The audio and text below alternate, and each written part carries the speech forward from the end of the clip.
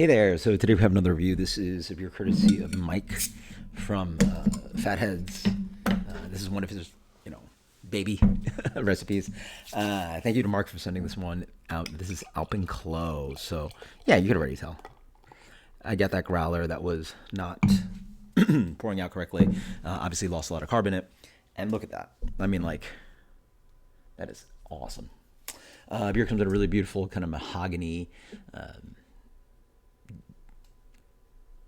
light to medium amber color, medium amber color.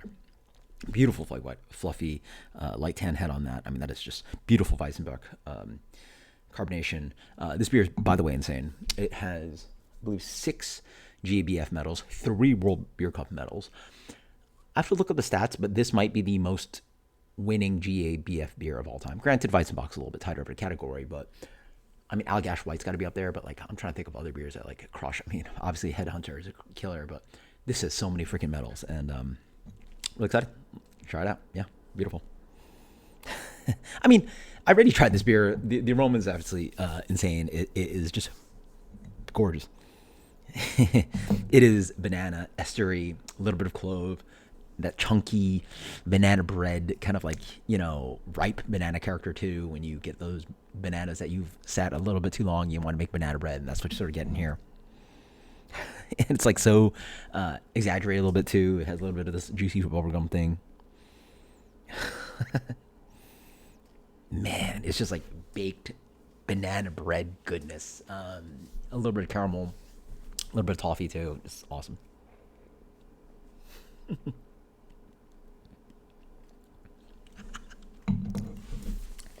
I was thinking of the words for it. I'm a Weizenbock wizard, or wiener.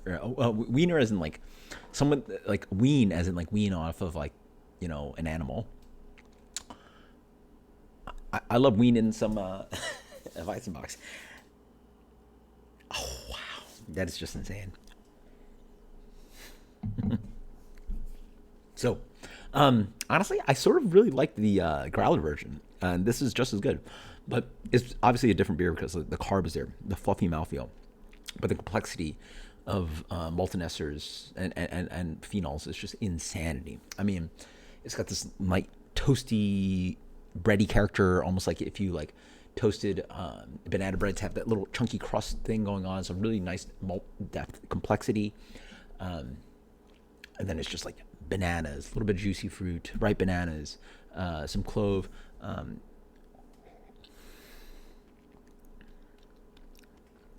maybe a little bit of peppery spice in there, possibly, but no, it's mostly sweet. But then the beer is also beautifully dry too. A lasting kind of like crusty bread character in there as well. There's so much levity to this beer with the carbonation. High drinkability despite being imperial beer, and then just like beautiful esters on this wonderful malt complexity. I mean, Weizenbock, in my opinion, is just one of the great German styles, and honestly eclipses a lot of the Belgian styles, in my opinion. Golly, a little bit, yeah. It's like Melba toast, bananas. And the bananas is so rich and intense. There's like ripe banana, juicy fruit bubblegum. There's like the starchy stringiness in it too. Like it's so much banana in this guy. How they're coaxing out so much banana character out of their Hefeweizen and this Weizenbock is just absolutely delicious. The ester profile is just so on point. And the mouthfeel. Oh my god. Rich, creamy, silky. With that amount of carb, it has this insanity of a mouthfeel, lingering sweetness, more than kind of coffee and caramel that I was smelling on the nose. Very light and gentle. Brown sugar, muscovado sugar.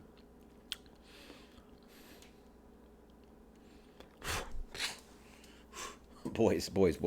Last time I had this beer this good was I went to Red Light, and you have to check out Red Light if you're in Orlando, one of my favorite breweries in town. But they also do stupid stuff like serving freaking Schneider.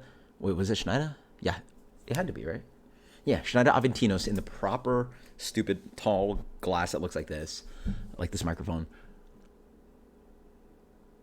and I was just enjoying that freaking beer. And that beer is a headache to pour. I worked at Radagast that used to pour that beer. You really have to have a great draft system to be pouring that beer, because I think that beer probably sits at like 3 volumes of CO2 versus a normal beer is like 2.5. So like that adjusted amount of higher CO2 is very headache inducing for draft lines. Draft lines are meant for just like, this is the standard carbonation we're pouring beer at. But to have that beer on draft is absolutely fantastic, and this is just as good. Again, one of the king classics in my opinion. Schneider Weiss Aventinus. I'm gonna have to buy more Weizenbock because this is so freaking good. I'm so happy to try this. I will say that's how good the beer is. It on like low carb, like non-fluffy, was like almost syrupy deliciousness, and this has a levity to it that obviously makes it different, makes it more drinkable, more to style. But I honestly just like that beer just as much. Oh my god, this beer is so good. Okay, that's fire. That's probably gonna be one of the best beers of the year. I also do love the style, so there's that. But yeah, that's a solid 99. That's a 99 out of 100. That is freaking amazing. Check it out. If you're not drinking enough Weizenbock in your life, get some. Weihenstephan Brews 1-2. What is it? Vitus is the pale one. And I think they do a dark Weizenbock. Oh man, I used to have like the Weihenstephan catalog like in my head, but if not, just get the Aventinus. Aventinus is definitely the king, in my opinion. Easily a top 3 German beer of all time for me. So until next time, guys. Cheers. Absolutely fantastic. Thank you so much, Mike, for sending this one out, offering this to Mark. Thank you, Mark, for sending this beer back. This is absolutely fantastic. Congratulations to Fatheads for all the awards on this beer, and I bet you'll win more awards on this guy. So good luck. Until next time, cheers later.